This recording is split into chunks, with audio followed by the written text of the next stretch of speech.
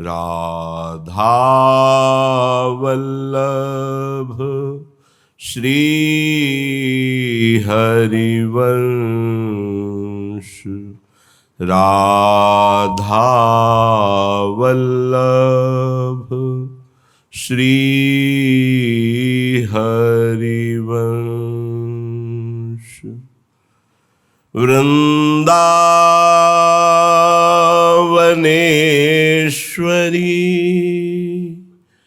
तवैव पदारविन्दम् प्रेमामृतैकमकरन्द रसौघपूर्णम्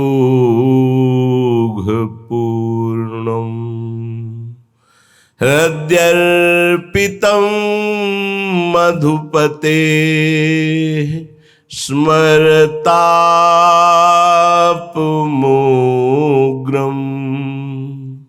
निर्वापयत् परमशीतलमाश्रयामि। परमशीतलमाश्रयामि। जयति नवनागरी रूप छवि आगरी। कृपा चितवन भरी, कृपा चितवन भरी। नेह जल निधि हिलोरे जयति नवनागरी रूप छवि आगरी। कृपा चितवन भरी नेह जल निधि हिलोरे जयति करुणा भरी। सहज शोभा भरी मंद मुस्कान में श्याम चित चोरे जयति करुणामयी।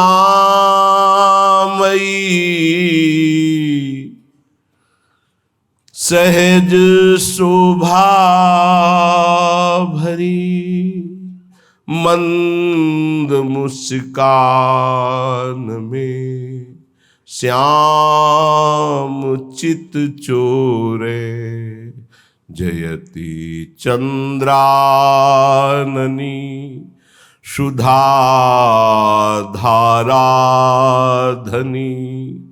माधुरी नित नई बरसी तिहूँ लोक बोरे जयति जगबंदनी। हास मृदु चंदिनी जीति आधीन किए श्याम नैना चकोरे जीति आधीन किए श्याम नैना चकोरे जयति हित स्वामिनी।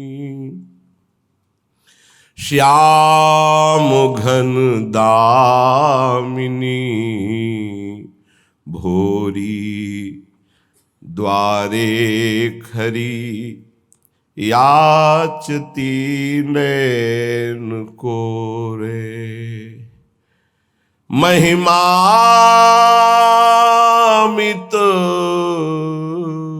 कही न परे राधा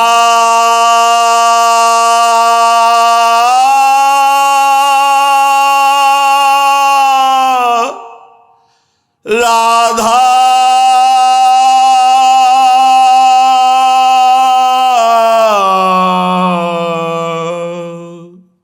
महिमा अमित कही न परे।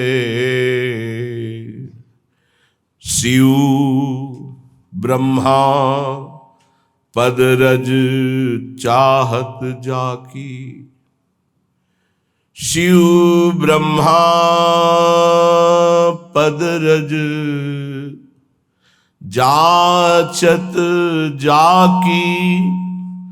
सो तेरे पांव परे किशोरी।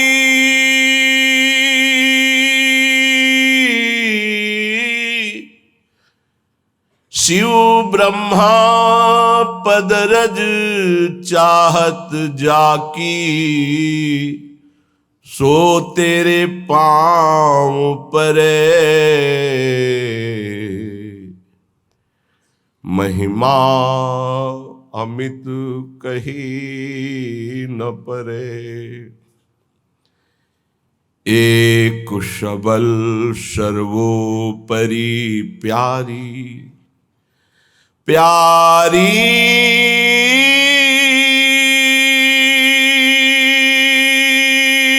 श्यामा एक शबल। देखो माई अबला के बलराशि। अति गज मत निरंकुश मोहन निरख बंधे लट पाश। देखो माई अबला के बलराशि। एक शबल सर्वोपरि श्यामा। श्रुति नित सुयस ररे। कोटि पतित पल पल निस्तारत सब भवताप हरे। कैसे आपकी महिमा गाई जाए। हे महामहिम स्वामिनी जी, भगवान शंकर भगवान ब्रह्मा जी जिनकी चरण रज की याचना करते हैं। ध्येयम सदा परिभवग्नम अभीष्ट दोहम तीर्थास्पदम शिव विरंच नुतम शरण्यम। ऐसे प्रभु श्री कृष्ण आपके श्री चरणों में अपना मस्तक पधराते हैं। रसघन मोहन मूर्तिम विचित्र केलि महोत्सवोल्लसितम। राधा चरण विलोडित रुचिर शिखंडम हरिम बंदे। कैसे कोई आपकी महिमा का पार पावे हे किशोरी जू। वेद जिसको नेति नेति कहते हैं, शिव ब्रह्मादि जिनकी चरण रज की याचना करते हैं, वो प्रभु श्री हरि आपके चरणों में मोर मुकुट पधराते हैं, तो किसकी सामर्थ्य है कि आपकी महिमा का गान कर सके। हे प्रियाजू, हम निर्बलों की तो आप एक बल हो, आप सबल हो, आपसे बढ़कर कोई नहीं है, सर्वोपरि हो। सर्वोपरि क्यों? क्योंकि प्रेम सर्वोपरि है। प्रेम भक्त को भी अधीन कर लेता है और भगवान को भी अधीन कर लेता है। तो ये तो प्रेम समुद्र का सार सांद्रानंद घन प्रेम मूर्ति किशोरी, तो इनसे बढ़कर कौन हो सकता है। सर्वोपरि हो हे स्वामिनी जू।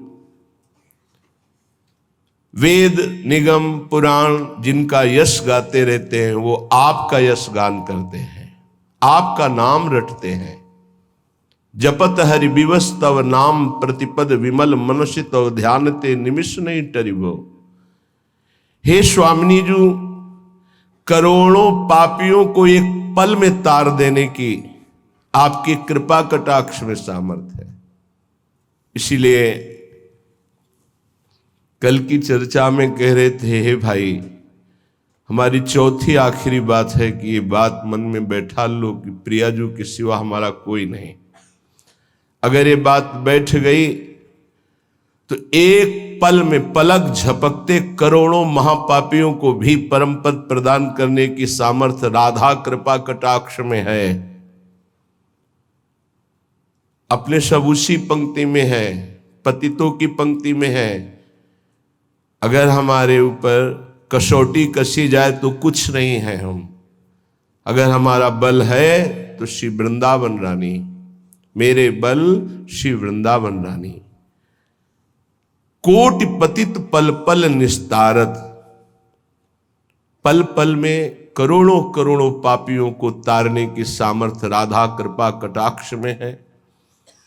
सब भव ताप हरे, संसार के जितने भी दैहिक दैविक भौतिक ताप हैं, एक क्षण में राधा कृपा कटाक्ष से सबका शमन हो जाएगा। हमारे आपके हृदय को शीतल कर दे, कौन सी बड़ी बात है। सबके हृदय को शीतलता प्रदान करने वाले प्रभु श्री हरि श्री लालजू महाराज, उनके हृदय को परम शीतलमाश्रयामी, परम शीतलता प्रदान करने वाले चरणारविंद हैं जिनका हमें आश्रय मिला है। हृदयर्पितम मधुपते स्मरतापमुग्रम निर्वापयत परम शीतलमाश्रयामी। हम जिनका आश्रय लिए हैं माश्रयामी, वो कैसे चरणारविंद है। लालजू अपने हृदय में जब श्री जी के चरणों को स्पर्श कराते हैं तो उनका हृदय परम शीतलता को प्राप्त होता है। हे स्वामिनी जू, भोरी सठ की सब बनी आई, हमें आप मिल गई, आपका नाम मिल गया, आपका परिचय मिला, आपका धाम मिला, आपकी शरणागति मिली, हमारी तो बन गई, बन जाएगी नहीं, संशय मत रखना, हमारी बन गई। नहीं, हमसे गलती होती है तो नेक हूं न रिस कहूं, भूली हूं न होत सखी। हे सखी, हमारी स्वामिनी जी को कभी गुस्सा नहीं आता, पर हाँ उद्दंडता करोगे तो लालजू महाराज हैं, वो शासन कर सकते हैं, पर आपके कल्याण में कोई बाधा नहीं पहुंच सकती, क्योंकि जहां श्री राधा वहां कदापि कोई बाधा नहीं। पर यदि आप उद्दंडता करोगे, स्वामिनी जी की कृपा स्वभाव की अवहेलना करोगे, तो फिर लालजू महाराज आपको सुधार देंगे। साम दाम और दंड भेद से सीधे रास्ते लाऊं, नकली से बनाऊं असली, यही तो मेरे मन में ठनी, भगत मेरे मुकुट मणि। प्रभु कहे फिर जैसे सुधरोगे वो सुधार देंगे। साम दाम दंड भेद ये प्रयोग करेंगे वो, और आपको श्री जी के लायक बना देंगे, क्योंकि दास अनन्य भजन रस कारण प्रगटे लाल मनोहर ग्वाल। भोरी सठ की सब बनी आई, कैसे बनाई, जो छिन चीत धरे। एक क्षण अगर हमारी पुकार श्री जी तक पहुंच गई तो हमारी सब बन गई। ये वृंदावन धाम है, कृपा से यहाँ का सानिध्य मिलता है, चाहे मिनट भर ही क्यों न मिले। एक मिनट भी धाम में यदि आप भाव से टिक गए तो भवसागर से पार होने के लिए एक मिनट ही काफी है। ये हम कोई अलंकारिक बात नहीं कह रहे, महापुरुषों की बात कह रहे हैं। एक नाम त्रैलोक ही तारे, राधा राधा, एक नाम त्रैलोक ही तारे, जो न ले सो जन्म ही हारे।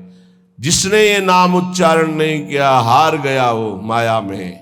और एक बार जिसने बोला राधा, तो त्रिभुवन को भी तारने की सामर्थ्य इस राधा नाम में। एक बार में, एक बार जिन नाम लिए हित सो होए अति दीन, ताको संग न छाणहि ध्रुव अपनो कर लीन। ऐसे हमारे श्री श्यामा श्याम है। अब हमें ये चिंता नहीं करनी कि हम क्या हैं।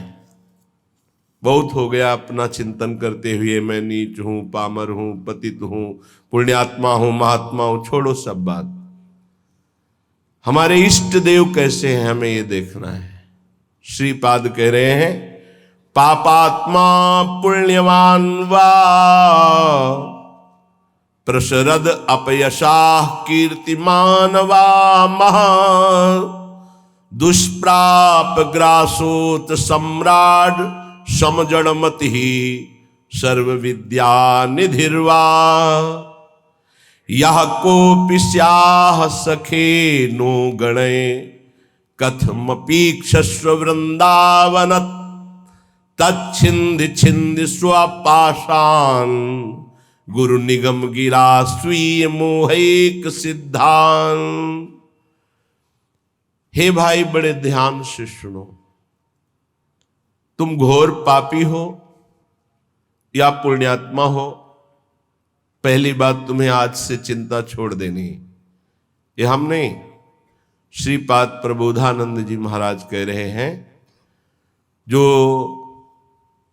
परम गूढ़ तत्व ब्रह्म तत्व का बोध प्राप्त किए हैं और उससे भी आगे गूढ़ तत्व प्रेम उसको प्राप्त किए हुए हैं, बड़े अद्भुत महापुरुष जो ज्ञान की चरम सीमा और प्रेम की चरम सीमा दोनों को छू रहे हैं।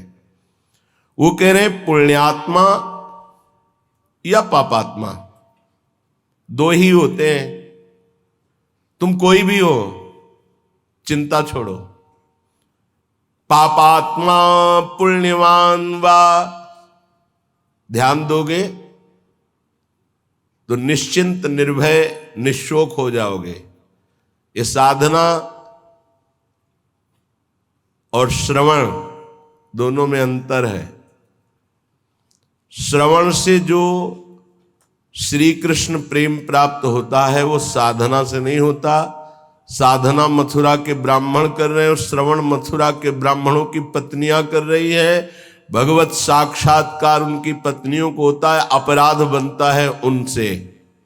अवहेलना कर देते हैं श्री भगवान के सखाओं की, भगवान की आज्ञा की। बहुत ध्यान से समझना है। ये जो श्लोक है निहाल कर देने वाला है। आप इन्हीं में से कोई होंगे। पापात्मा पुण्यवान वा प्रशरद अपयशाह कीर्तिमान वा, तुम्हारा बहुत यश है या बहुत निंदा हो रही है, बहुत पापी हो या पुण्यात्मा हो। महादुष्प्राप ग्रासोत्स सम्राट समजड़मति सर्व विद्या निधिर्वा, तुम बहुत दरिद्र हो या बड़े वैभवशाली सम्राट हो। बहुत सुंदर बात है। तुम जड़मती मूर्ख हो या बहुत विद्या विशारद विद्वान हो। तुम कोई भी हो, चिंता छोड़ो। यह को पिस्या सखे, हे मित्र तुम कोई भी हो, नो गणे कथम पीक्षस्व वृंदावनम तच्छिंद छिंद स्वपाशान गुरु निगम गिरा स्वी मोहैक सिद्धान।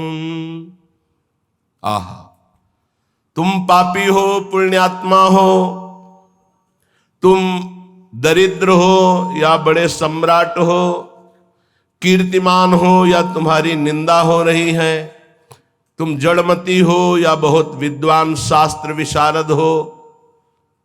अब चिंता मत करो। तुम्हें यदि वृंदावन धाम आने को मिल गया है और तुम्हें शास्त्र के अनुसार चलने वाले रसिक सदगुरुदेव की शरणागति मिल गई है तो छिंद छिंद स्वापाशान, अब तुम्हारे जितने बंधन है सब छिन्न भिन्न हो जाएंगे, नष्ट हो जाएंगे। यहां साधन शब्द का प्रयोग नहीं किया। क्यों? क्योंकि साधन असाधनों को मिटाने के लिए जन्म जन्म रगड़ करनी पड़ती है। भगवान आद्य गुरु शंकराचार्य जी ने कहा है कि 1000 जन्म साधना के बाद मुमुक्षता प्रकट होती है। शास्त्र जन्म जब साधना हो तब मैं मुक्त होना चाहता हूं ऐसी इच्छा प्रकट होती है। और भगवत प्रेमी महात्मा का एक क्षण का संग तात स्वर्ग अपवर्ग सुख धरी तुला एक अंग तूलनताय सकल मिल जो सुख लव सत्संग। अगर रसिक संत का संग मिल जाए तो मुमुक्षता नहीं, मोक्ष सुख भी एक पलड़े में रखा जाए, एक पलड़े में सत्संग का सुख, तो बोले मोक्ष हल्का हो जाता है। क्योंकि सत्संग से सीधे प्रेम की प्राप्ति होती है, आत्मरति प्रभु रति। रसिक महापुरुष का हृदय हर समय आनंद की उफान में रहता है। जब आनंद की कमी होती तो दूसरों से सुख लेने की वासना जागृत होती है। जब आनंद की उफान होती तो दूसरों को सुख देने की भावना जागृत होती, जिसे तत्सुख भाव कहते हैं। ये रसिकों में सिद्ध है। ये तत्सुख भाव सुख देवे को चाव चित, सबसो हित निष्काम, या सुधर्म हरिवंश को नाम गिरा विश्राम। जो निरंतर नाम और वाणी में रत हैं, ऐसे रसिकों के हृदय में करुणा आनंद की उफान आती रहती है। तो कोई चाहे जितना पतित हो या पुण्यात्मा हो, दरिद्र हो या महाराजा हो, विद्वान हो या मूर्ख हो, सबको परम प्रेम प्रदान करने की सामर्थ्य रसिक सदगुरुदेव के चरणों में है। तो जो अपने मोह का छेदन कराना चाहता है, वो गुरुदेव के चरणों का आश्रय लेकर उनकी आज्ञा के अनुसार चले। गुरुदेव कैसे?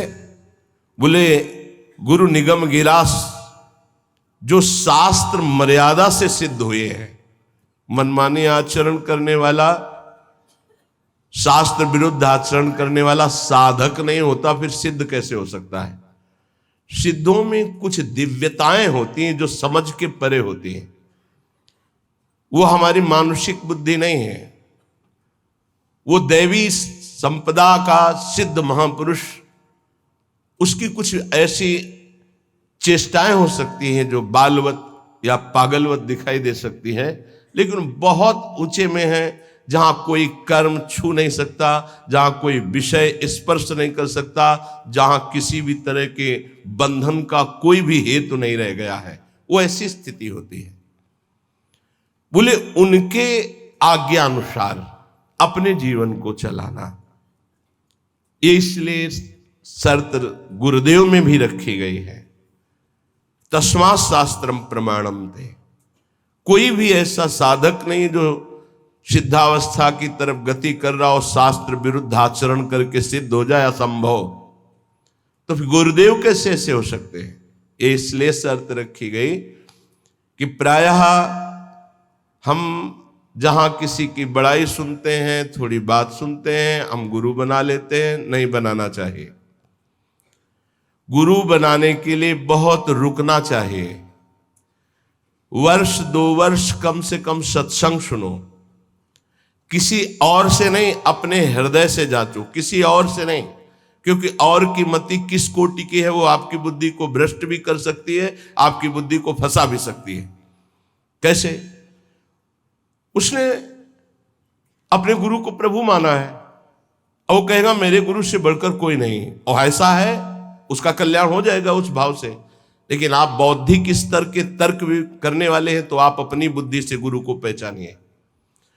कोई कह रहा है कि पाखंड है, ये उसकी बुद्धि का है, आप अपनी बुद्धि से निर्णय कीजिए। किसी की श्रद्धा और किसी की अश्रद्धा से अपने हृदय में कोई फर्क नहीं पड़ना चाहिए। स्वयं निर्णय करना चाहिए भगवान को साक्षी करके कि हे प्रभु सच्चिदानंद, आप मेरे हृदय को जानते हैं और सामने बैठे हुए हृदय को जानते हैं, तो नाथ मेरे सदगुरुदेव के रूप में आप कहाँ हैं, कौन हैं, मुझे परिचय दीजिए, तो प्रभु आपका संबंध करा देंगे।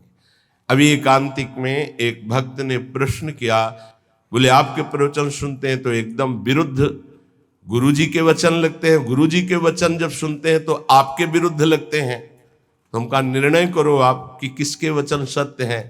तो बोले जब इधर का सत्संग हम सुनते हैं तो लगता है नहीं, जीवन का लक्ष्य भगवत प्राप्ति, तो गुरु पे श्रद्धा होती है, मुझे क्या करना चाहिए। साधक फंस जाता है, उसको लगता है, वो खुद बोला, मुझको लगता है यदि मैं शास्त्र विरुद्ध चलता हूं तो जीवन बर्बाद होता है गुरु की बात मान के, और यदि आपकी बात मानता हूं तो गुरु का अपराध लगता है, क्या करूं। नहीं, डरने की जरूरत नहीं है।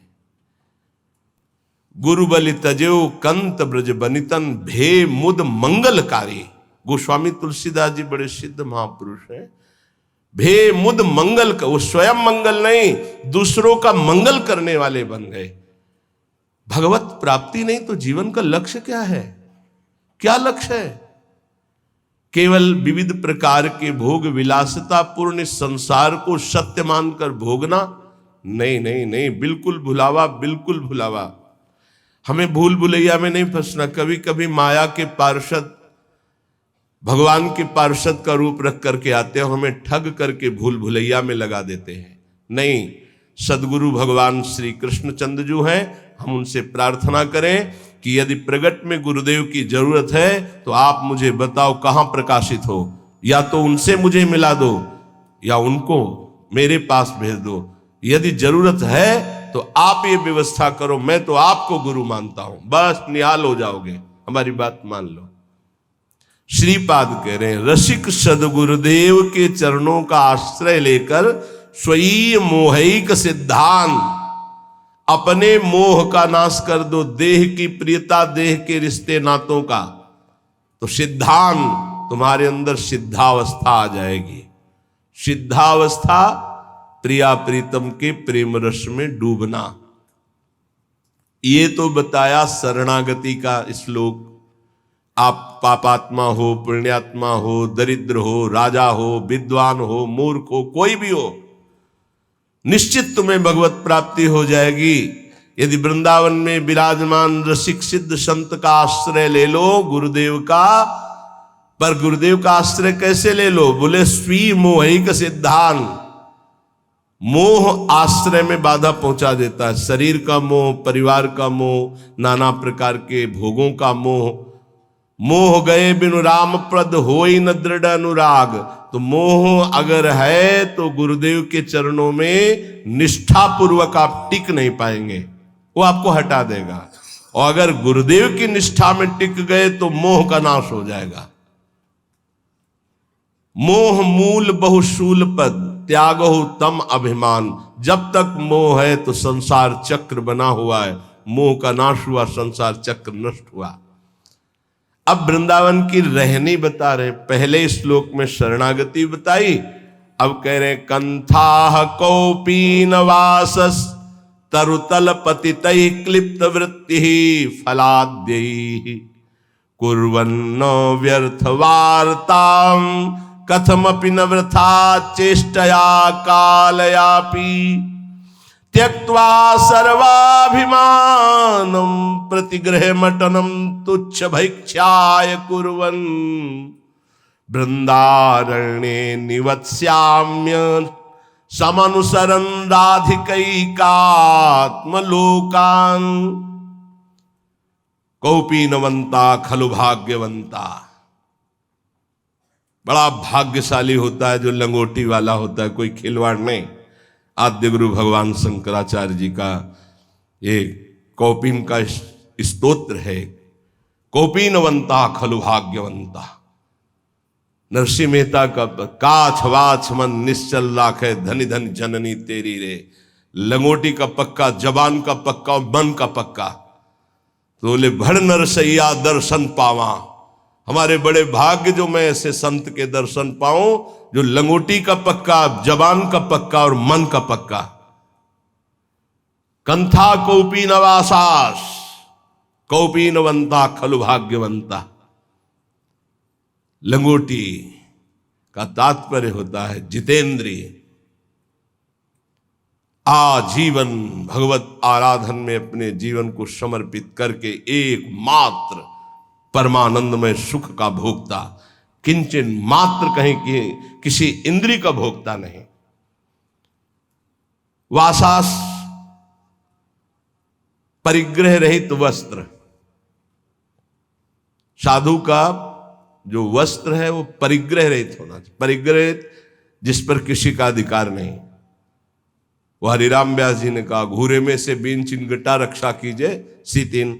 चलो वैसा नहीं तो जो गुरु प्रदत्त वस्त्र हैं या जो स्वाभाविक सहज में जैसे बन जाए, याचना की वस्त्र के लिए कहीं आज्ञा नहीं है। केवल याचना भिक्षा के लिए है, अन्य याचना नहीं है। तो ठीक है, नहीं है तो कोई बात नहीं। जब हमने अपने जीवन को प्रभु के चरणों में सौंप दिया तो अब हमको इस शरीर की इज्जत की परवाह नहीं। शरीर का कोई, ये तो प्रभु को समर्पित वस्तु है, वो जैसे रखें, जैसे प्रभु हमें रखे। हमारी याचना नहीं होनी चाहिए। तो अयाचक वृत्ति से यदि कोई हमको दे दे तो भी हम कम पैसे वाली चीज से अपना गुजारा करना सीखें। शरीर स्वस्थ हो, साधन पथ में हम चल रहे हैं तो कोशिश करें कि कम पैसे वाला कपड़ा हमारा हो, कम पैसे से हमारा पेट भर जाए, कम पैसा हमारी दिनचर्या में लगे। ये जीवन भर इसका निर्वाह गुरुदेव की कृपा से हुआ है। अब तो जैसे प्रभु रखें, प्रभु जैसे। शरीर स्वस्थ है तो टोटी से उतना ही पानी निकालना है प्रकृति का जितना आपको आवश्यक है। लाइट उतनी, ये नहीं कि आपके कमरे की है, नहीं, विश्वात्मा भगवान आपको सुविधा दे, उतना ही पंखा चलाओ जितनी जरूरत। जितना लाइट की, अगर बिना लाइट के आपका काम चल रहा है, पढ़ना नहीं, दरवाजा बंद, लाइट बंद, शांत अंधेरे में बैठकर चिदानंद स्वरूप प्रिया प्रीतम के ध्यान में मगन हो। साधु की एक अपनी रहनी होती है। ये बाहर घूम रहे हैं, पंखा चल रहा है, कूलर चल रहा है, वो सब तुम्हारे भजन कट रहे हैं। तुम क्या समझते हो फ्री चल रहा है?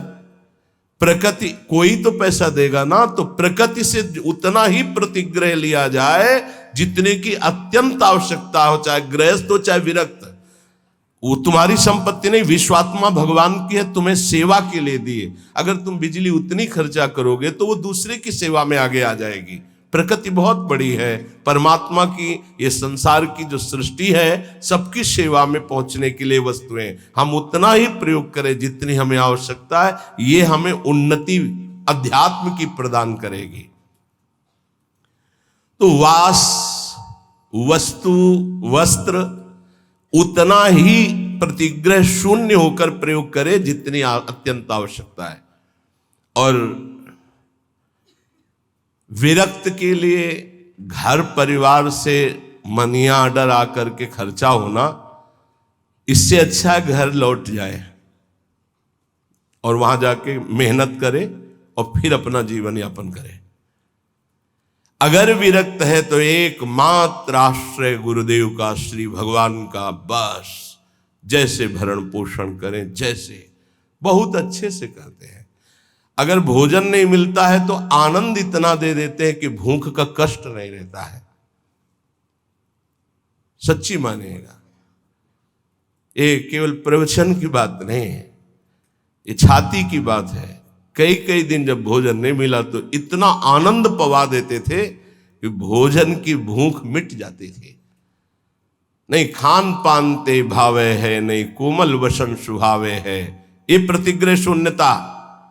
कंथा कोपी नवासस, नहीं खान पान ते भावे है, नहीं कोमल वसन सुहावे है, सब विषय लगे ते खारा है, हरि आशिक का मग न्यारा है। तरुतल पतितै क्लिप्त वृत्ति फलाद्यैः।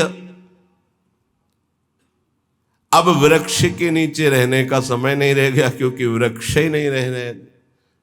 जिसको देखो वृंदावन वास के लिए आएगा तो सबसे पहले लता का हनन करने की सोचेगा। किसी लता को नष्ट करके आपका वृंदावन वास हो रहा हो मत करना, श्री जी नहीं मिलेंगे।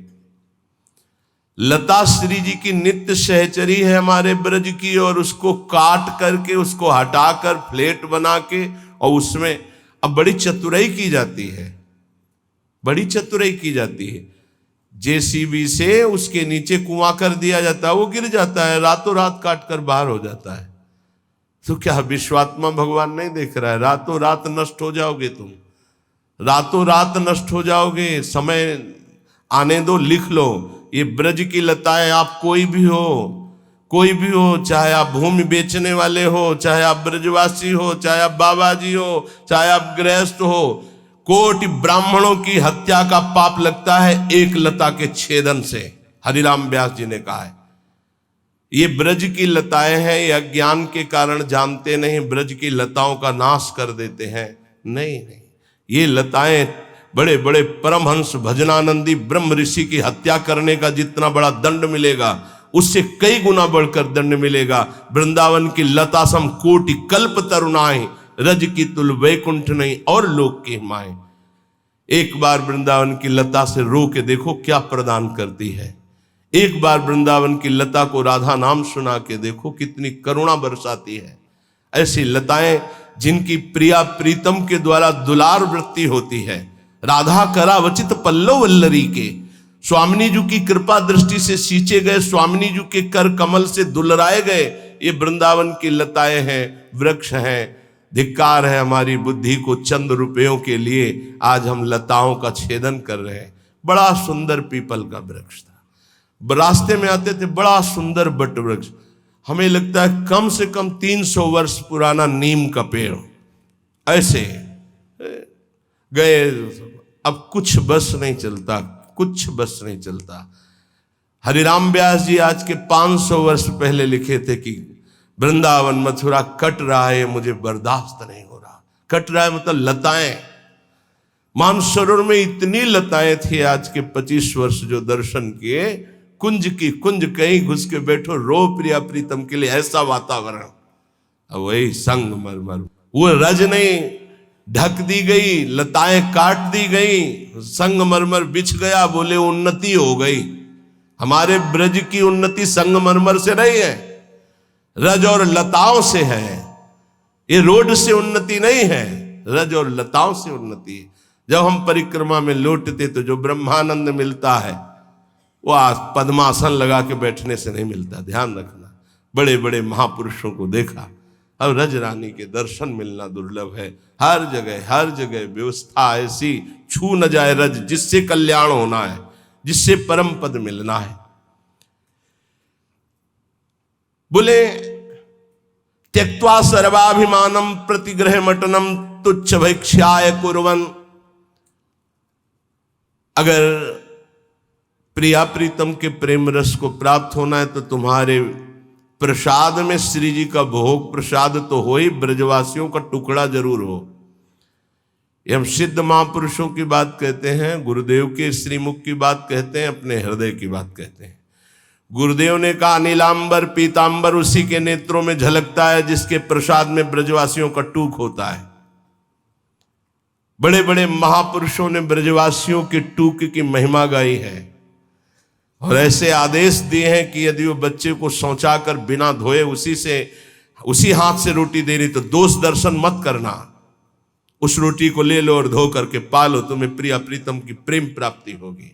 बहुत सिद्ध जन है ये जो ब्रजवासी जन है, सच्ची मानिए। ये इनको गृहस्थ मत जानिए, इनको साधारण मत जानिए, असाधारण है। इन्होंने बहुत भजन किया है, तब जाके ब्रज में सीधे माँ के गर्भ से इस रज में प्रकट हुए हैं। और उनके घरों के जो टूक है उनमें बड़ी सामर्थ्य है प्रेम प्रदान करने की। लेकिन वो आदेश दे के मंगाने वाले से नहीं, उनके दरवाजे पे जाकर के उनके टुकड़े मांग कर खाने के।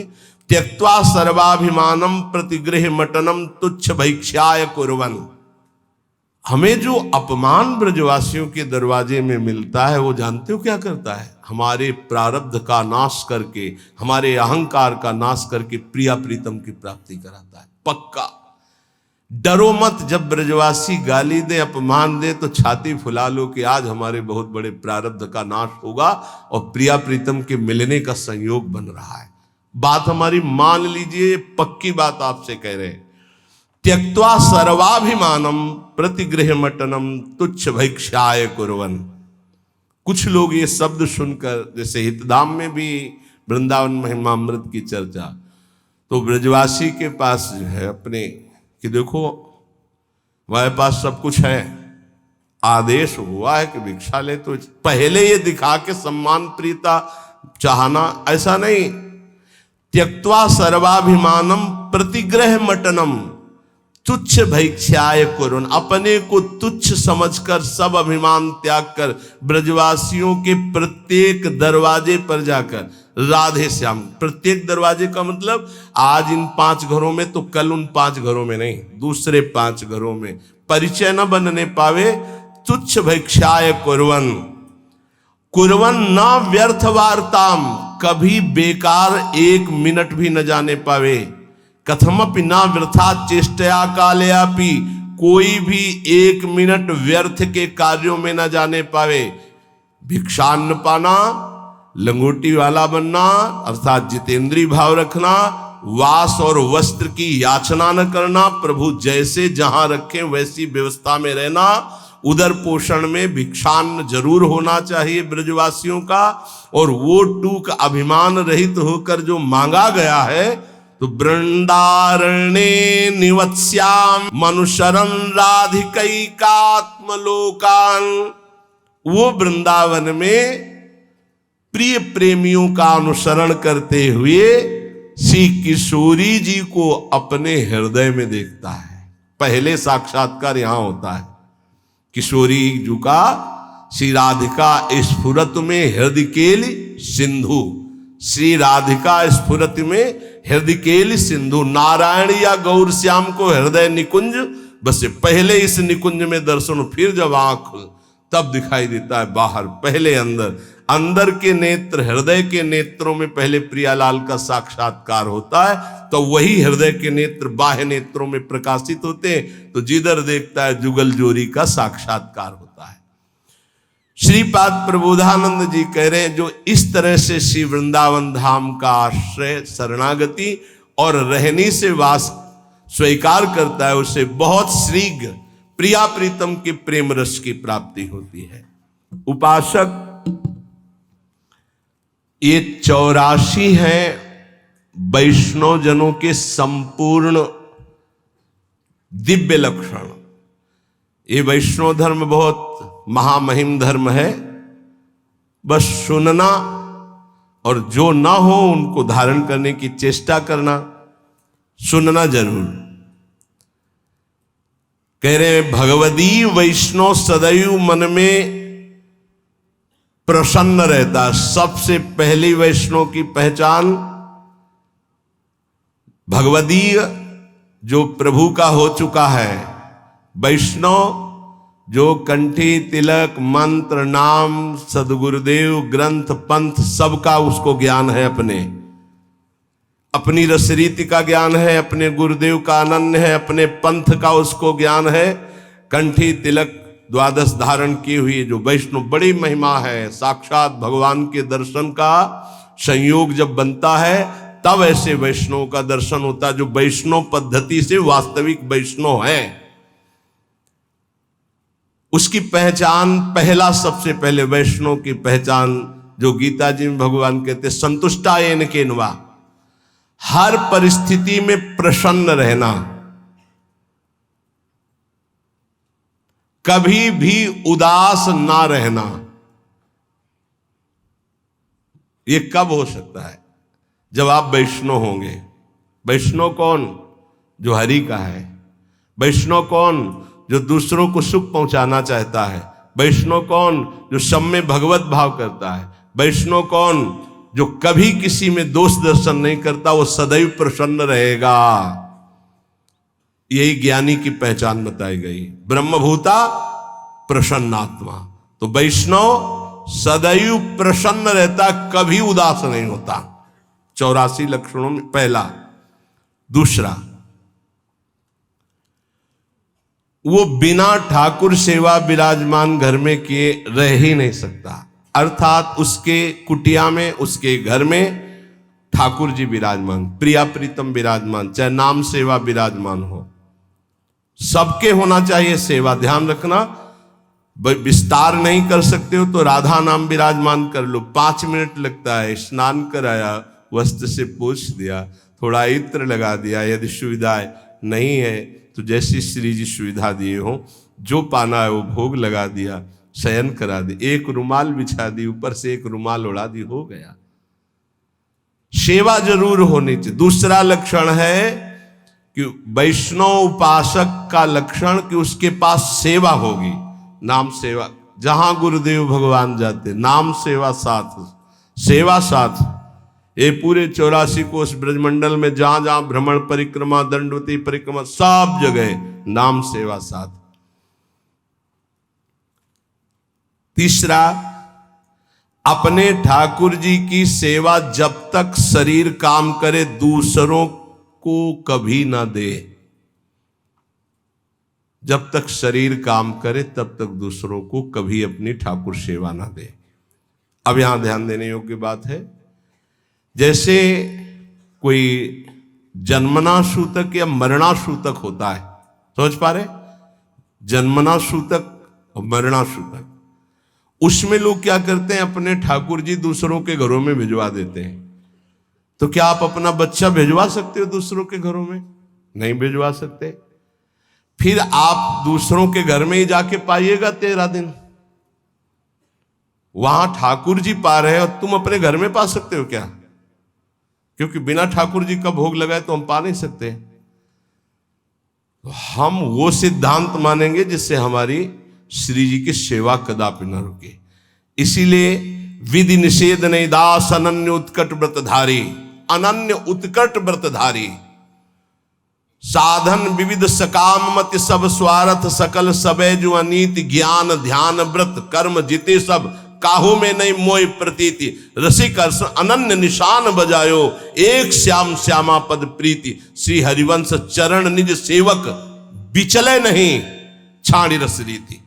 ये हमारी रस रीति है कि हम आठों पहर श्री जी को दुलार करेंगे, कोई जन्मे या पधारे, हमारी सेवा में कोई फर्क नहीं पड़ने वाला।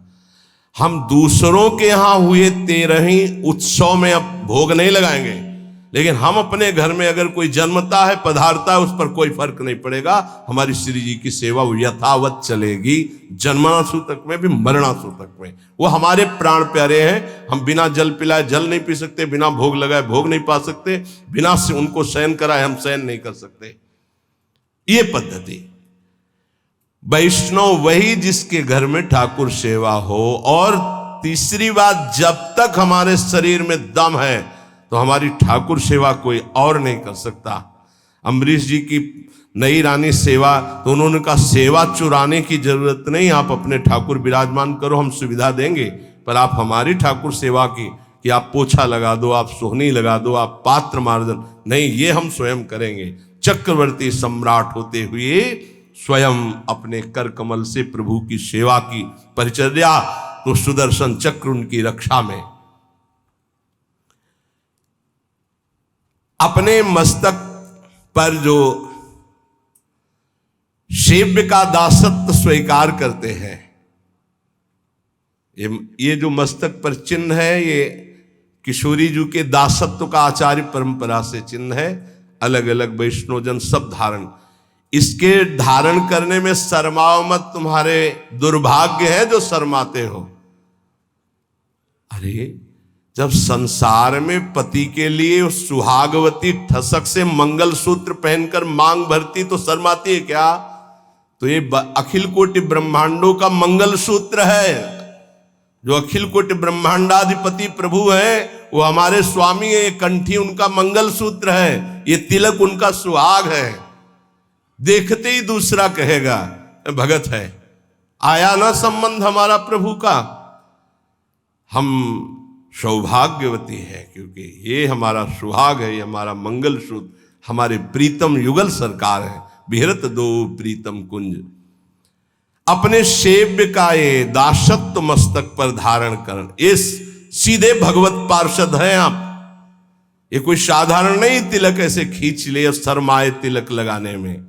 जो हम कह रहे हैं उसे मानो, प्रार्थना मानो, अपने प्रभु के दासत्व को धारण करना। स्वामी जी की परिकर में देखो, पूरा मुड़वा के पूरा ऐसे रज लगा, तब पहुंचते श्यामाजू के चरणारविंद में। चौथा, कभी किसी से विरोध भरे वचन वैष्णव को नहीं बोलना चाहिए, मधुर वचनों के द्वारा ही अपनी बात कहनी चाहिए। पांचवा, किसी भी विषय और भोग की तृष्णा का आदर नहीं देना चाहिए। जो अंदर विषयों के प्रति प्रियता और तृष्णा कहते हैं, भोगे हुए विषय को पुनः भोगने, उसका आदर नहीं, निरादर करना चाहिए। चल गंदी बातों में फंसाता है मन, अब नहीं मानूंगा तेरी बात। छठवां, प्रभु की सेवा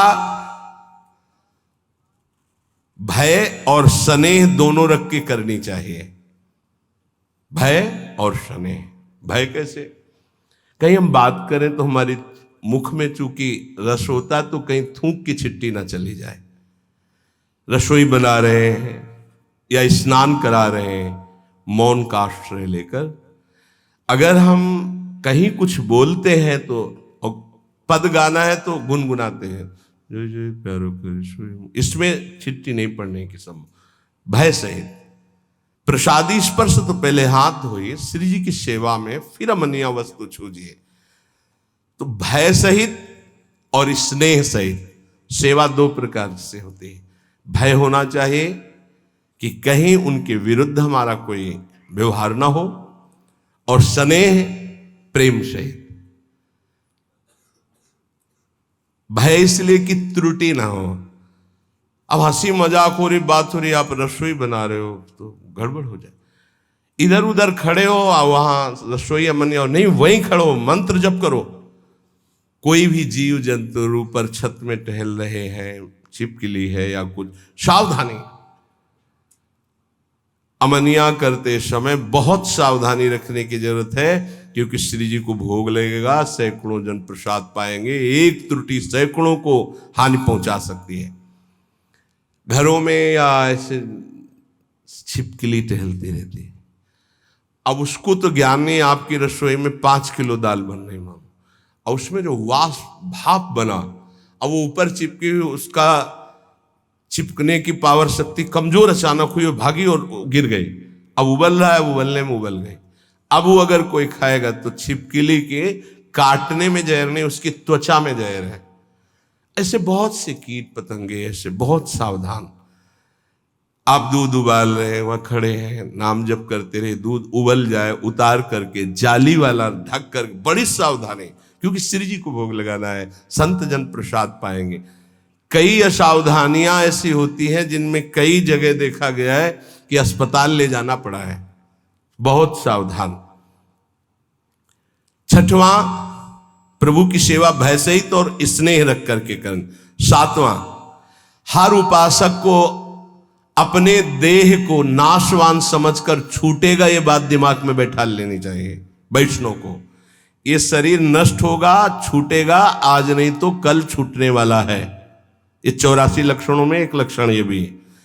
हर समय तुम्हारे दिमाग में बैठा रहे तुम्हारा शरीर छूटेगा, तो तुमसे पाप ही नहीं होगा कि यार जब शरीर ही छूटना है तो पाप कर्म काहे को करे। अपने देह को अनित्य समझना कि ये छूटेगा। आठवां, सत्संग में प्रधानता अपने ही रस के वैष्णव की करे। अपने ही रस के वैष्णव की करे।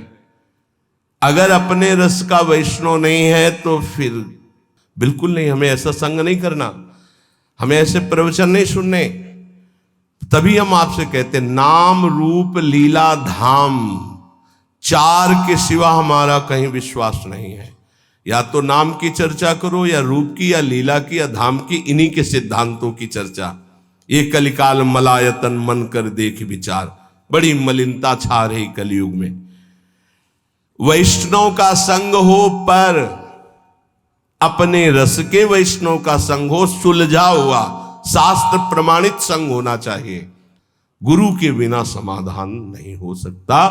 तो कह रहे वैष्णव सत्संग करे, पर ऐसे जन का संग करे जो सुलझा हुआ सत्संग हो, हमको उलझा न दे।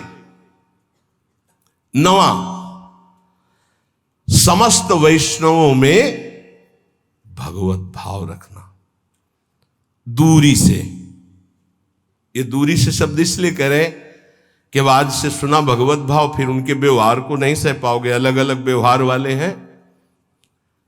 दृष्टि गई वैष्णव नमस्कार। इष्ट मिले और मन मिले, मिले भजन रसरीति, तहां तो निसंग को है मिलिए, तासु कीजिए प्रीति। नहीं तो नमस्कार सबको है, भगवत भाव सब में है। भगवत भाव रखना, बर्ताव की बात नहीं कर रहे। समदर्शिना, भगवत भाव दर्शिना, बर्ताव नहीं।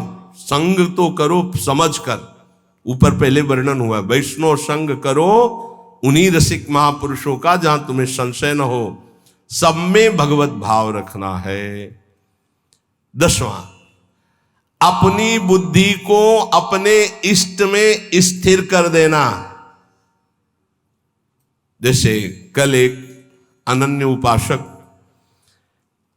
बाहर कहीं के हैं, वो आए और उन्होंने कहा कि राधा नाम की इतनी प्रियता हो गई कि अब और नाम का कीर्तन जैसे गांव में प्रभात फेरी में होता है, तो जब राधा नाम का कीर्तन सब गाते हैं तो हम गाते हैं, इसके बाद जब और गाते हैं तो हम नहीं गाते हैं, तो मन में लगता है कहीं अपराध तो नहीं बन रहा है। वो आपसे जानकारी करना चाहते हैं। बिल्कुल रुचि नहीं है अन्य ना बोलने की, ना सुनने की, ना गाने की। हमारा कोई ऐसा नहीं है, पर हमारी रुचि ही नहीं है। जब राधा नाम गाया जाता है तो मैं गाता हूं, नहीं तो मौन हो जाता हूं।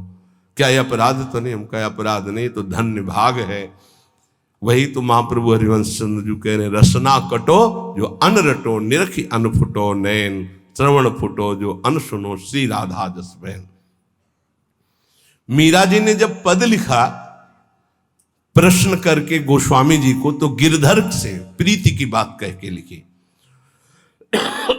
और गोस्वामी जी ने जब उत्तर दिया तो लिखा, जाके प्रिय न राम वैदेही तजिए ताह कोटि बैरी सम जत्यप परम सने। गिरधर गोपाल शब्द नहीं लिखा, लिखा जाके प्रिय न राम वैदेही। अपने इष्ट की अनन्यता, वो अपने इष्ट की अनन्यता से प्रश्न कर रहे, वो अपने इष्ट की अनन्यता से उत्तर दे रहे। अपने इष्ट में बुद्धि स्थिर हो जाना, किसी भी प्रसंग से बुद्धि को विचलित ना करना, अपने इष्ट से। 11वां, श्री भगवान के दर्शन होंगे ऐसी आशा रखना। ये वैष्णव धर्म है।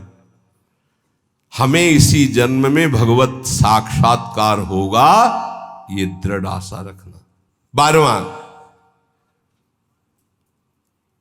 आसुरी भाव वाले लोगों का संग न करना। ऐसे आसुरी पुरुषों का संग न करे जो आपके भगवत दर्शन की आशा तोड़ दें, भगवत भजन की आशा तोड़ दें। 13वां, प्रसाद बहुत समझ बूझ के ही लेना। वैष्णव को किसका भोग लगा हुआ है, कैसा वैष्णव है, क्या उसका पद्धति है, ये समझ बूझ करके। हाँ, जहाँ महारानी जो नहीं है, कई ऐसे अलग अलग भाव वाले जन हैं, अपने अपने भाव के अनुसार हमको अपने इष्ट मिले और मन मिले। खान पान तो कीजिए रसिक मंडली माए, जिनके और उपासना तहां उचित ध्रुनाए। पक्का, ये पक्का। संभव हो जानकारी करके ही प्रसाद ले, नहीं तो उपवास, इष्ट की अनन्यता। ये वैष्णव धर्म है। वैष्णव धर्म बड़ा चमत्कार है भगवत वैष्णव धर्म में। एक काशी में वैष्णव रहते थे, श्यामा श्याम के उपासक, अनन्य। अब रहते काशी में, कभी विश्वनाथ जी के दर्शन करने नहीं गए, और उनका बड़ा यश हुआ। तो विश्वनाथ जी की जो प्रधान सेवक थे वो बड़े ज्योतिषाचार्य थे, तो थोड़ा ईर्ष्या सी हुई कि इतने प्रसिद्ध है वैष्णव और परम वैष्णवाचार्य भगवान महादेव जी के दर्शन करने नहीं आते। काशी में रहते हैं और विश्वनाथ जी के दर्शन करने एक बार भी नहीं आए।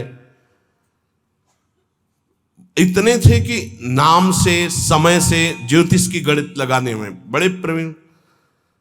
उन्होंने गणित लगाई तो लिखा था कि आज के दूसरे दिन दोपहर के 12 बजे म्लेच्छ सेना आएगी और वो आक्रमण करके सब नष्ट भ्रष्ट कर देगी उनको।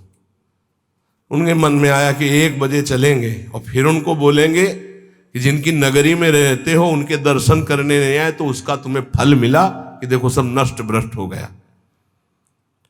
1 बजे दूसरे दिन गए, ज्योतिष उनकी बिल्कुल साक्षात। गए तो नहा स्नान करके नए कपड़ा पहन रहे थे। ठाकुर जी भी वैसे, सब घर वैसा, कोई म्लेच्छ सेना नहीं है, और वो कपड़ा बदल रहे थे, नए कपड़ा। तो उनका आओ आज तो बड़ी कृपा हुई भगवान शंकर की कि आप स्वयं चलकर दर्शन दिए, इसका मतलब भगवान शिव हम पर प्रसन्न है। तो कहा मैं आश्चर्यचकित इस बात का दर्शन कर रहा हूं कि 12 बजे म्लेच्छ सेना आनी चाहिए आपके पास और आपका सब विध्वंस करना चाहिए। बोले आई थी? बोले यहां तो कुछ विध्वंस नहीं हुआ। बोले नहीं, जब हम ठाकुर जी को भोग लगा रहे थे तो अचानक तंद्रा आई, तंद्रा में हमने देखा म्लेच्छ सेना आई, सब विध्वंस मचा दिया। तो जब तंद्रा से हटे तो हम कहा चलो तंद्रे में सही, लेकिन म्लेच्छ तो छू गया, इसलिए स्नान करके नए कपड़ा पहन रहे और कुछ। जो प्रगट में होना था वो तंद्रा में हो गया। ये वैष्णव धर्म है। तब उनके हृदय में समझ में आया कि श्यामा श्याम के चरणों की उपासना वाले के ऊपर महादेव जी अत्यंत प्रसन्न रहते, नाराज नहीं होते, दर्शन जाए या ना जाए। जहां तक संभव हो अपने इष्ट संबंध से ही प्रसाद ग्रहण करे, अन्यथा उपवास कर ले। वैष्णव धर्म बड़ा महान, वो भगवत पार्षद स्वरूप है। 14, वैष्णव को निद्रा का समय होना चाहिए। मान लो भाई प्रार्थना वैष्णव धर्म के अनुसार चलो, एक नींद का समय होना चाहिए। ये नींद का एक समय ले लो, एक समय रख लो। वैष्णव धर्म कहता है, आदेश करता है वैष्णव धर्म, नींद का एक समय होना चाहिए, उसी समय आपको नींद आनी चाहिए, अन्यथा नहीं। कमाल है अभ्यास का। लाख कोशिश करो आ ही नहीं सकती, लाख कोशिश करो आ ही नहीं सकती। अभ्यास हो गया। ए कैसे वैष्णव हो, जब चाहो तब सो जाओ, ऐसा कैसे हो सकता है? जब चाहो भजन में डूबो, ये तो होना चाहिए। जब चाहो तो सो जाओ, ऐसा नहीं। प्रार्थना है, सत्संग का थोड़ा कुछ % भी अगर उतारोगे तो लाभ मिल जाएगा। और ये ना सोचो कि अभी हमारी अवस्था सोने खाने की है। यही अभ्यास आपका पूरा जीवन बर्बाद कर देगा। इसको ठीक करो, इसको जगाओ। कब तक सोते रहोगे? सोने में समय बर्बाद मत करो। 3 घंटे, 4 घंटे, 5 घंटे, अब वो समय तुम देख लो। जब चाहो एक समय निकाल लो, जब चाहो, पर बार बार सोने का अभ्यास मत करो, ये बहुत हानिकारक है। निद्रा से बचिए, बहुत बड़ा जहर है ये। केवल 3 या 4 घंटे होना चाहिए। ये आलस्य, प्रमाद, ये तमोगुणी लक्षण है, इसको आदर मत दीजिए, समय बर्बाद होता है इसमें।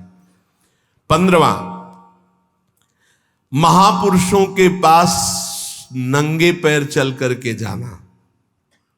जैसे संत दर्शन के लिए जा रहे तो बहुत बड़ी बात है, ये छोटी मोटी बात नहीं। भगवदी जो महापुरुष है उनके पास बिना सवारी के, बिना किसी ऐसे राजसी लिबास के, साधारण बन करके जाना और नंगे पैर जाना। कम से कम 100 कदम तो ऐसे चले जाना। मान लो बहुत वहां से चल के कहीं ऐसे उतार दो, फिर चले जाओ ऐसे, या प्रभु के दर्शन या संत महा।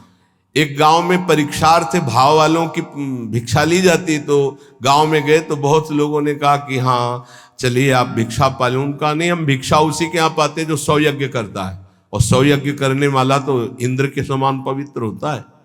100 यज्ञ कौन करेगा? गांव वालों ने कहा कि ये तो बड़ी समस्या आ गई, महात्मा भूखा गांव से जाएगा और 100 यज्ञ तो यहाँ के एक ही यज्ञ करना मुश्किल है। तो एक नववधू थी जो बचपन से सत्संग सुनती थी, उसने कहा हमें ले चलो महात्मा के पास, वो पा लेंगे। अरे बोले किसी के हाथ से नहीं पा रहे, तेरे हाथ से। बोले ले चलो। तो नंगे पैर कपड़े से ढक कर भोग सामग्री लेके गए। बोले पाओ महाराज।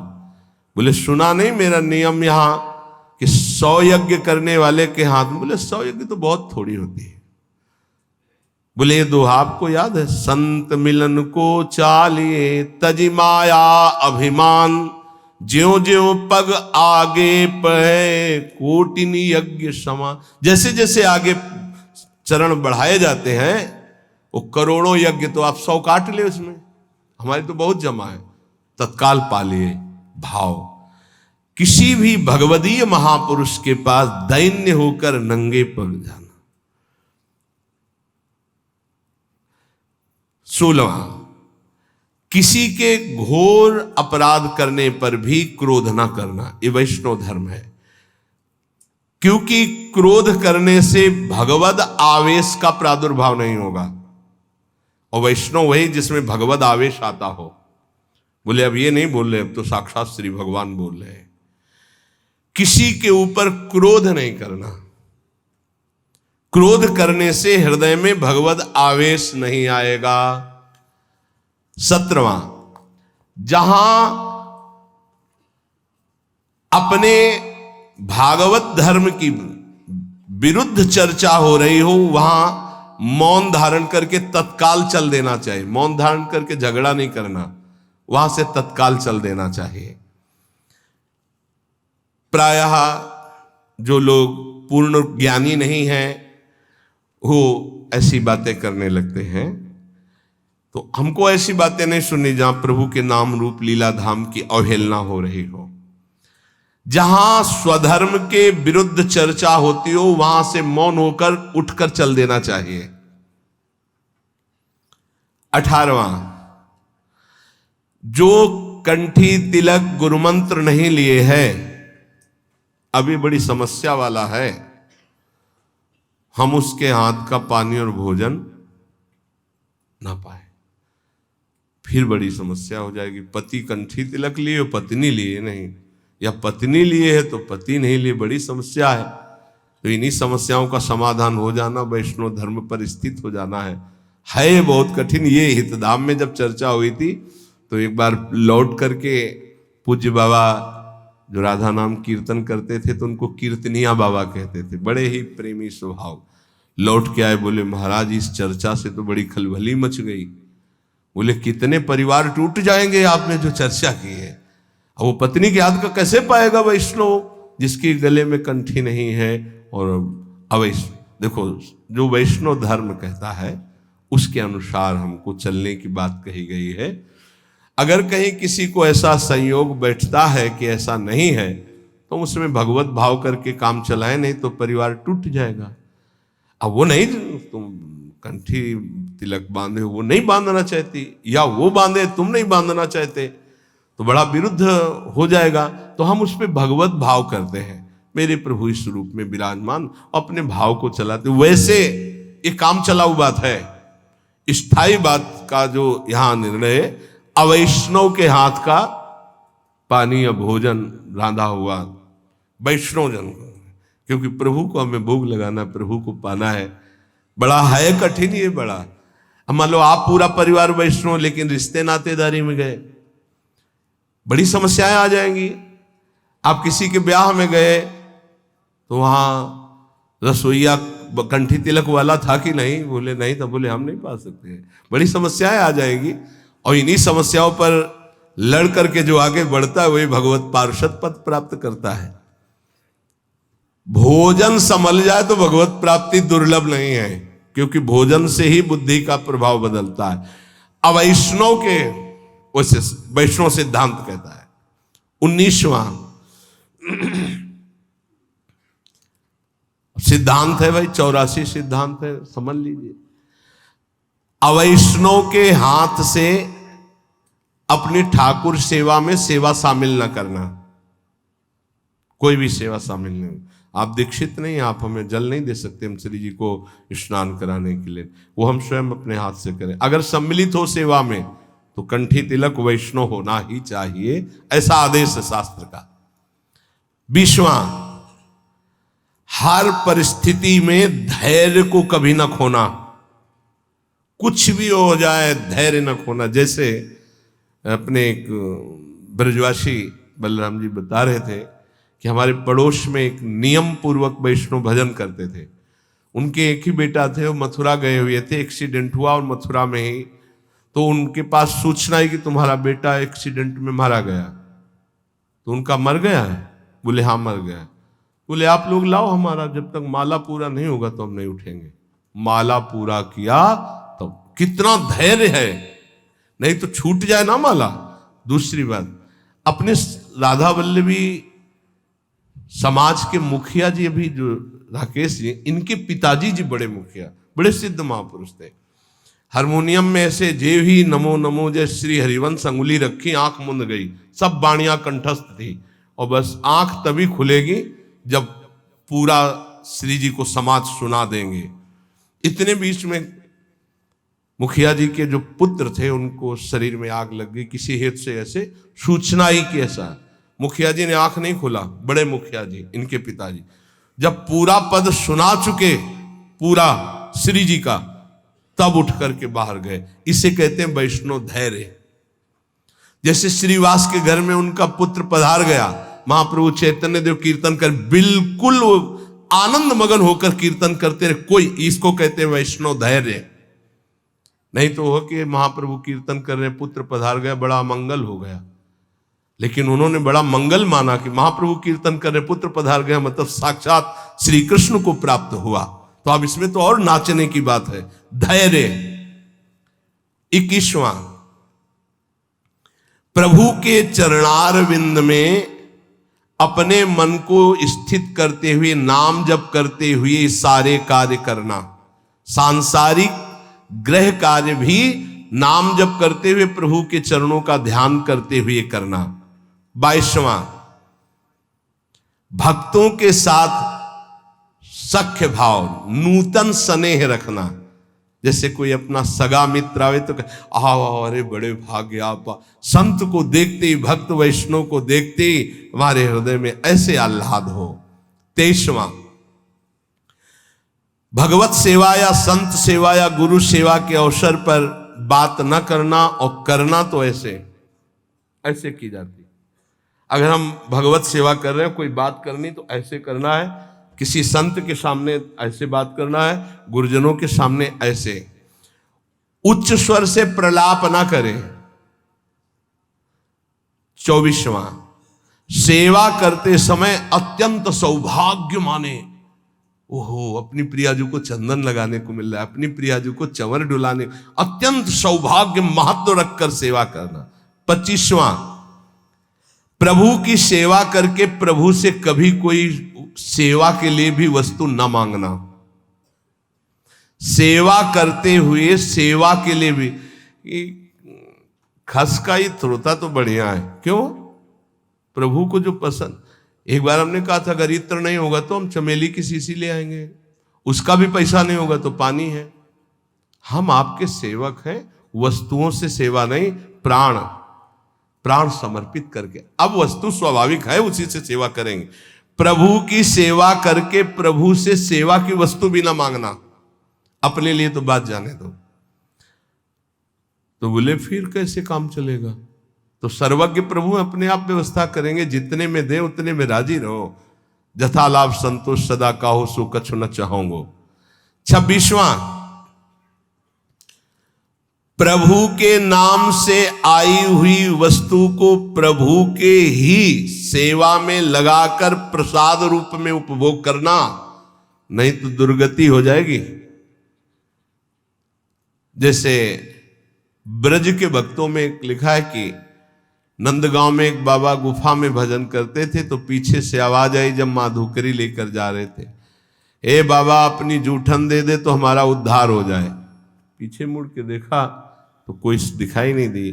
फिर आवाज आई, सुने ना है, अपनी जूठन दे दे। फिर पीछे मुड़े तो देखा है कुत्ता। बोले हाँ हाँ ठीक देख रहे हो, मैं कुत्ता नहीं हूं, मैं प्रेत हूं। कौन हो तुम? मैं नंदगांव का सेवक। क्या हुआ? कैसे इस गति को प्राप्त? बोले ठाकुर जी को दी हुई भोग सामग्री अमनिया हम प्रयोग करते थे। रुपया भी आया तो पहले ठाकुर जी के चरणों में रखो, अमनिया जो आया पहले ठाकुर जी को अर्पित करो, फिर प्रसाद रूप से आप पा सकते हो। अमनिया कभी ऐसा नहीं, क्योंकि फिर उससे गड़बड़ी हो जाएगी। श्री ठाकुर जी के नाम से आयु, सब ध्यान से सुन लो, ऐसी कभी चूक नहीं होनी चाहिए। श्री ठाकुर जी के नाम से आई हुई सेवा वस्तु को ठाकुर जी की सेवा में ही अर्पित करके प्रसाद रूप से स्वीकार करना, नहीं तो ठीक नहीं रहेगा। अर्थ भी आया तो पहले श्री चरणों तक पहुंचाओ, आप उसके स्वामी नहीं, स्वामी वो है, वहां अर्पित करके फिर सेवा में लगाओ, नहीं धोखा हो जाएगा। और जो अर्थ जिस सेवा के लिए आया उसी सेवा में लगना चाहिए। 27वां, जितने भी वैष्णव हैं सबके हम दास हैं, ऐसा भाव रखना। सब संतन को दास, पक्का ये भाव तो पक्का बिल्कुल रखना चाहिए। संघ की हम बात नहीं कर रहे, भाव रखने की, सब संतों के हम दास हैं। 28वां, किसी भी संत से, भगवत भक्त से, वैष्णव से द्वेष न बनने पावे। यदि हम संग करेंगे तो कहीं उनके ऐसे वचन निकले जो हमारे गुरु, हमारे इष्ट, हमारे भगवदीय भाव में, तो हमें उनसे द्वेष होने की संभावना है। इसलिए किसी भी वैष्णव से हमें द्वेष नहीं करना, इसलिए हमें संग भी नहीं करना, बहुत संभाल के। 29वां, अपने श्री ठाकुर के उत्सव को, श्री जी के उत्सव को आनंद पूर्वक मनाना, हर उत्सव को। 30वां, नित्य किसी महापुरुष के सत्संग में स्वयं चलकर जाकर सुनना, नित्य महापुरुष का सत्संग सुनना। ये बहुत बड़ा सौभाग्य होता है। आज सत्संग का बहुत घाटा है, बहुत घाटा है। ये तो श्री जी की बड़ी कृपा है कि प्रातःकालीन ब्रह्म मुहूर्त में 4:15 बजे, 4:30 बजे से अपने को सत्संग कथन श्रवण करने का सौभाग्य मिल रहा है। नहीं, बहुत दुर्लभ सत्संग है। सत्संग शब्द बहुत दुर्लभ है। भगवदीय महापुरुषों का सत्संग करना। 31वां,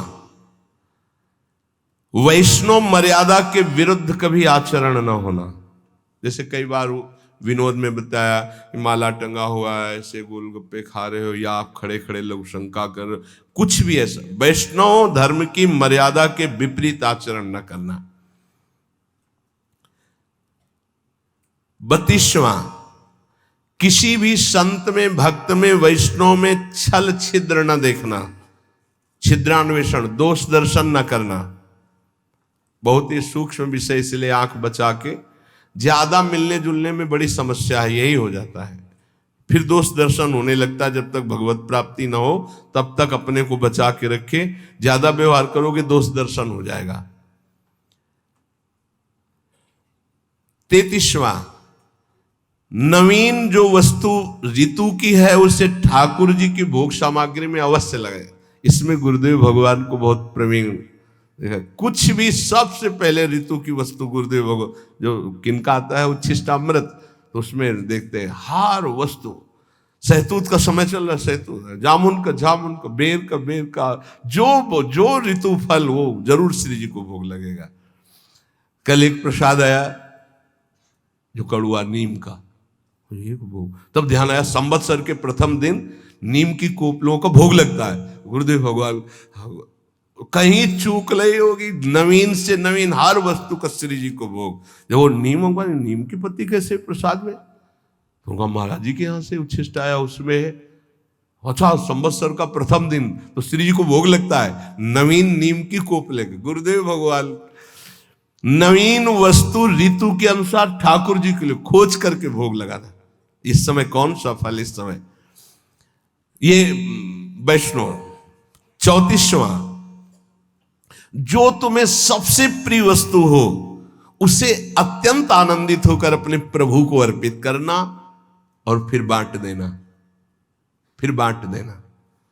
जैसे खान पान की बहुत प्रिय वस्तु है तो प्रभु को आनंदित हो गया, आप प्रभु पाओ, आनंद पूर्वक भोग, पर्दा लगाओ और 20 मिनट रखो, मंजीरा उठाओ और पद गायन करो, फिर आचमन लगाओ, रुमाल से पोछा, अब देखो अब प्रसाद पाओ, गरम गरम पकौड़ा नहीं, और उसमें भी 2-4 बांट दो। कैसे बांट दें, कुछ पशु पक्षी ब्रज के हैं या जो बाहर है, पूरा जो बहुत प्रिय वस्तु हो भोग लगा के पूरा नहीं पाना, थोड़ा उसे बांटो प्रिय वस्तु को। 35वां, कुछ भी हानि हो जाए, हमारे ठाकुर चिंतन और ठाकुर सेवा हो रही, इससे बड़ा कोई लाभ नहीं, हमें शोक नहीं करना, कुछ भी हानि हो जाए। 36वां, बड़े से बड़े सुख और दुख में ठाकुर जी के सिवा हमें और ना हर्षित होना ना शोकित होना है। आ जाए तो जय श्री राधे और चला जाए सब तो जय श्री राधे, सुख दुख में समान भाव रखना। 37वां, स्वयं अपने आचार्य ग्रंथ का नित्य पाठ करना, नित्य पाठ करना आचार्य ग्रंथ का। 38वां, श्री सर्वोत्तम प्रियालाल को पद सुनाते हुए हर सेवा का, जैसे स्नान कर रहे तो स्नान का पद है, भोग लगा रहे तो भोग का पद है, आरती का तो आरती, पदों के द्वारा श्री ठाकुर जी की प्रियाजू की सेवा करना। 39वां यमुनाष्टक का नित्य पाठ करना, क्योंकि दुरंत मोह का नाश करके यही राधिका पते पदा विभक्ति मुत्तमा मवाप्यसा ध्रुवम भवित परत्र तत्प्रियानुगा, बहुत जल्दी लाभ मिल जाएगा। 3 बार यमुनाष्टक का पाठ करने के लिए महाप्रभु ने कहा है, प्रातः मध्याह्न सायं, और इससे आपके हृदय में प्रिया प्रीतम की भक्ति और प्रियानुगा प्रिया सहचरी भाव भी आ जाएगा और मोह का नाश हो जाएगा। मोह भंजन के लिए 3 बार यमुनाष्टक का, हमें लगता है अगर जल्दी से करो तो 10 मिनट में हो जाएगा, 10-15 मिनट में हो जाएगा, जल्दी करे तो 5 ही मिनट में हो जाएगा। तो कितना सस्ता सौदा है। 3 बार हम पाठ करें यमुनाष्टक का। ये 39वां। 40वां प्रभु की जन्माष्टमी जन्मदिन आदि को उत्सव मनाना, मंगलमय संत सेवा करना, वैष्णव जनों को पवाना, ऐसा। 41वां ठाकुर जी की जो सेवा सामग्री, जो पात्र हैं, उनको बहुत पवित्र रखना। मार्जन करने के बाद तांबे के पात्र में अगर ऐसे ही रख दो तो दाग लग जाता है। चमकना चाहिए श्री जी की सेवा में जाए तो उसको धो के कपड़े से तुरंत पोंछ करके सुखा के, तो उसमें दाग नहीं। अगर धो के ऐसे रख दिया तो फिर दाग लग जाएगा। धो के और सूखे कपड़े से रगड़, पवित्र कपड़े से, ऐसे नहीं कि वही कपड़े से रोज पोंछ दिए, रोज कपड़ा धुलेगा रोज, ऐसे सेवाएं नहीं होती बहुत। और वो गुरुजनों की नजर में जो सेवा करते हैं वही उसमें प्रवीण हो पाते हैं, नहीं तो कई तरह की सेवा में त्रुटियां देखी जाती हैं। ठाकुर जी की सेवा के लिए पात्र सामग्री सब पवित्र। डलिया फूल की ऐसे उठा के नहीं ली जाती, पहले धोई जाती है। पता नहीं कौन सा जीव उसमें बैठा रहा है।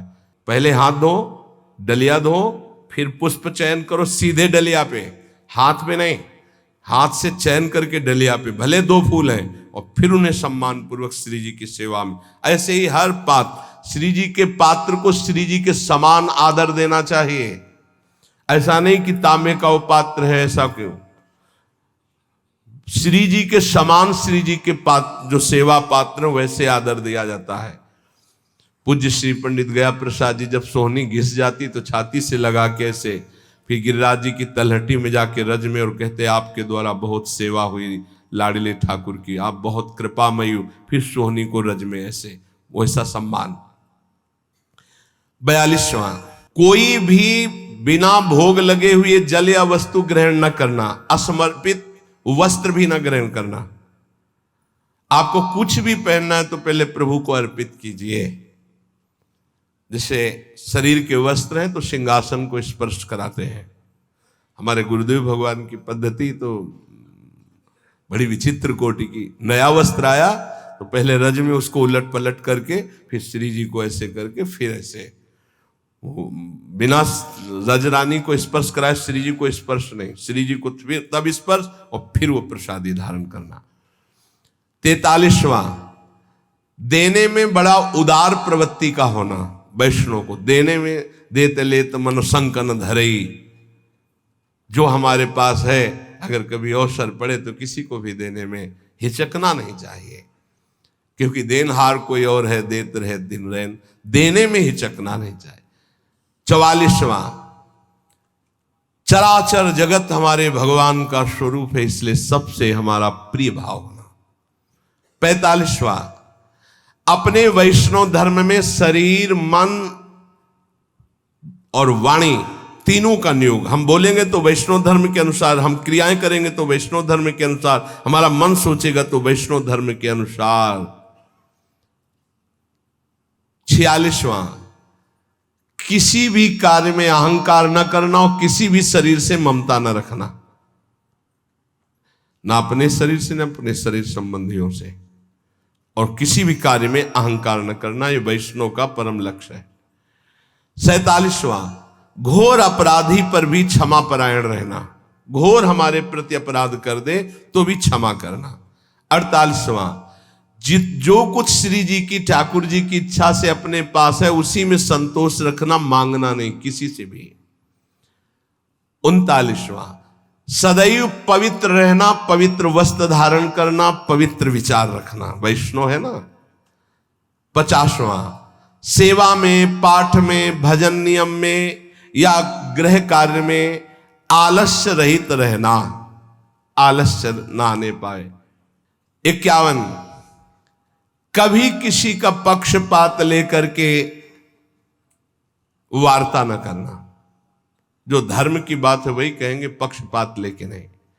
52, सब प्रकार के लौकिक भोगों का प्रभु के लिए त्याग करना।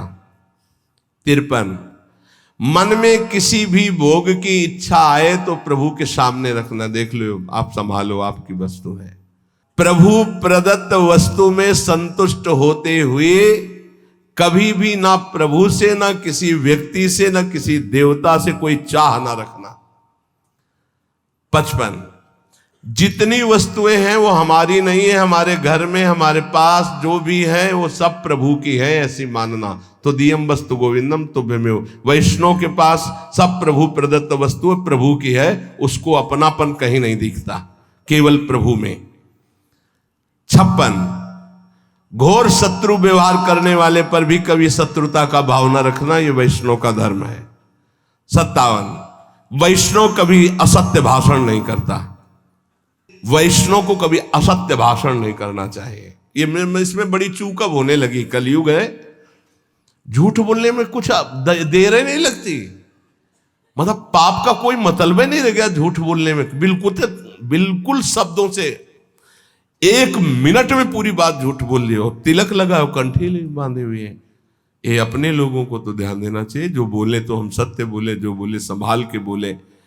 58, वैष्णव की शब्द भाषा में किसी का अपमान नहीं होता, इसलिए अपमान बड़े शब्द ना बोले।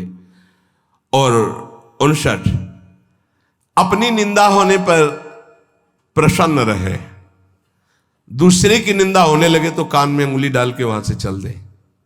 बहुत सुंदर सुंदर धर्म है। 60, अपने चित्त को स्थिर रखते हुए सदैव आराध्य देव के नाम का प्रधान चिंतन रखना। 61, इंद्रियों के विषयों में इंद्रियों की प्रीति होती है पर हम उसको नहीं भोगेंगे प्रभु की प्राप्ति के लिए।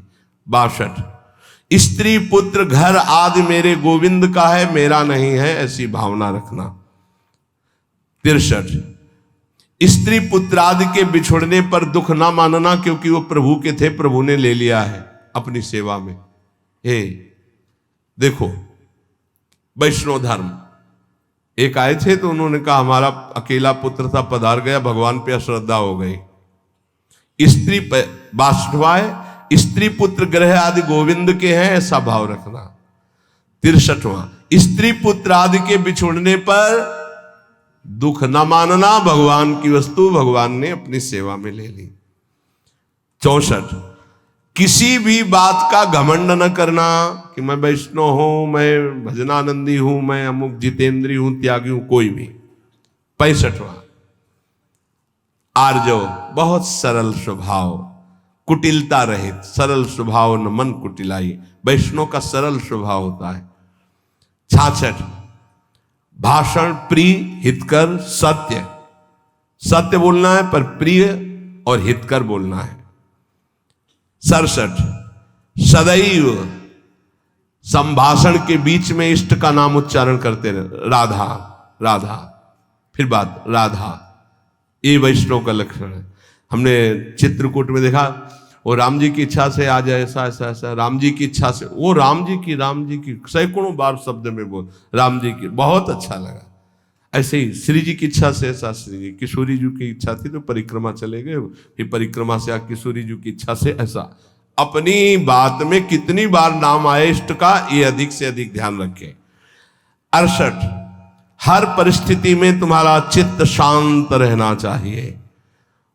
69, हर प्राणी मात्र की सेवा का अवसर आने पर चूकना नहीं चाहिए, चाहे पशु पक्षी की ही सेवा क्यों ना हो।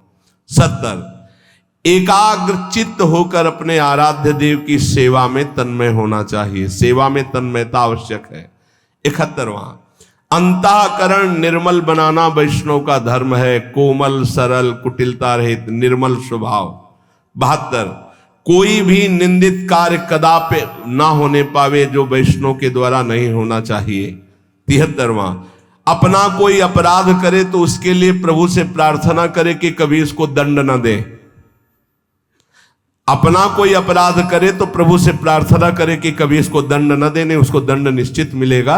और आप खुशी मत मनावे वैष्णव होकर कि भले दंड मिले। नहीं नहीं, प्रभु हमारा ही कोई अपराध है जिससे ये कटु व्यवहार करके हमारे पाप का मोचन कर रहा है, कृपालु कभी इसको दंड मत देना। 74, महापुरुषों के भक्तों के चरित्रों का पढ़ना और सुनना।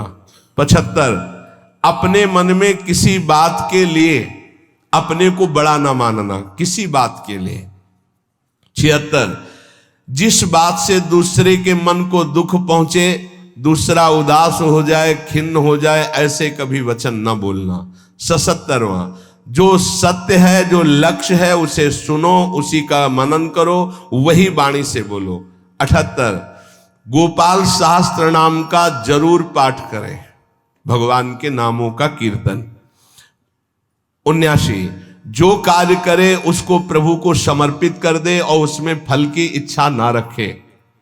80, श्री ठाकुर जी की सेवा करने के बाद कीर्तन और नृत्य जरूर करे। सेवा का पूर्ण स्वरूप कीर्तन और नृत्य से होता है। नाम कीर्तन किया और फिर नृत्य कर रहे हैं। 81, वैष्णव मंडली में रहने को मिले तो निस्संक होकर के रहिए, इससे बड़ा जीवन का लाभ नहीं। यही परम पद है, संतों के बीच में बैठने को मिला साधु समागम में। हरिराम व्यास जी कहते हैं परम पद किसको कहते हैं, बोले साधु समागम को। तो अगर वैष्णव मंडली में बैठने को मिले, उनके बीच में नाम कीर्तन कथा वार्ता। 82, अन्य आश्रय कभी उदय न होने पावे अपने इष्ट के सिवा। अन्य आश्रय जहां उदय होने का हो उसको नष्ट कर देना चाहिए। ये आदमी हमारे कभी काम आएगा, ऐसी बात आवे तो उस आदमी से परिचय खत्म कर देना चाहिए, फाड़ के फेंक देना चाहिए। फोन नंबर नहीं रखना, मुझे अपने प्रभु का भरोसा रखना, तुम्हारे फोन नंबर का नहीं रखना। प्रभु के शरणागत होकर के किसी अन्य देवता आदि की आराधना करके फल आकांक्षा करना एक कलंक है। बने तो रघुवर ते बने, बिगड़े तो भरपूर, तुलसी और अंते बने, ताबन बे धूल। और 84, अपने आचार्य वंशजों को आचार्य के समान समझना। ध्यान देना, आचार्य वंशजों को आचार्य के, आज भी जैसे आचार्य वंश का कोई बालक भी आ जाए तो झुक करके पैर छुए जाते हैं, वैसे ही जैसे आचार्य के, आचार्य वंशजों का ये बड़े महापुरुषों। जब चैतन्य महाप्रभु पूज्य श्री ईश्वरपुरी जी के गांव में गए तो पूरे गांव की परिक्रमा में लौट रहे थे और ये कह रहे थे इस गांव के पशु पक्षियों की चरण रज भी हमारे लिए बंदनी, क्योंकि इस गांव में हमारे गुरुदेव प्रकट हुए, ये हमारे गुरुदेव का गांव है। पूरे गांव को नमस्कार कर रहे थे। तो जो हमारे आचार्य का वंश है, गुरुदेव का वंश, वो हमारे लिए परम बंदनी, परम पूज्य।